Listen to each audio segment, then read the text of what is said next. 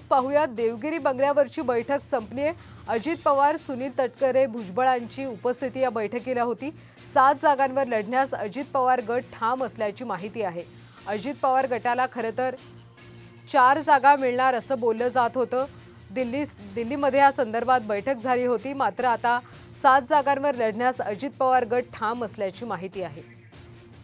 सविस्तर माहिती घेऊयात आमचे प्रतिनिधी रुपाली बडवे यांच्याकडून। रुपाली, काय सविस्तर माहिती?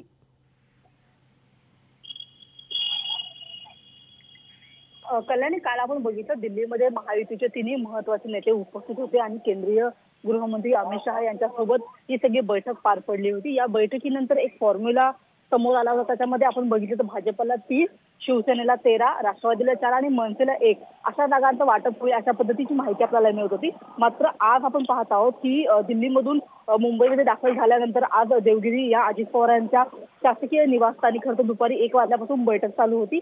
आता जवळपास 2 तास उलटलेले आहेत आणि या बैठकीनंतर माध्यमांशी बोलताना प्रफुल्ल पटेल यांनी अशी माहिती सांगितली की आम्ही जे आहे ते आम्ही 7 जागांवरती लढण्यासाठी इच्छुक आहोत आणि त्याच्यामुळे आम्हाला ज्या जागा दिल्या जात आहेत त्या जागा कमी आहेत, त्याच्यामुळे आम्ही 7 जागांसाठी आग्रही आहोत। आता या 7 जागा कोणत्या आहेत त्याच्यामध्ये आपण बघितलं तर याच्यामध्ये बारामती, शिरूर, रायगड, सातारा, धाराशिव, परभणी आणि गडचिरोली या प्रामुख्याने खरं मतदारसंघाचा समावेश होतो। आता राष्ट्रवादी ज्या 7 या जागांसाठी जी आग्रही भूमिका घेत आहे त्याच्यावरती भाजप आणि एकूणच महायुतीच्या इतर जे मित्रपक्ष आहेत त्यांची नेमकी भूमिका काय आहे हे पाहणं महत्त्वाचं आहे आणि प्रफुल्ल पटेल यांनी हीच माहिती दिलेली आहे। त्यामुळे 7 जागांवर ठाम असताना आता महायुतीमध्ये बिघाडी होती का हे पाहणं महत्त्वाचं आहे। धन्यवाद माहितीसाठी।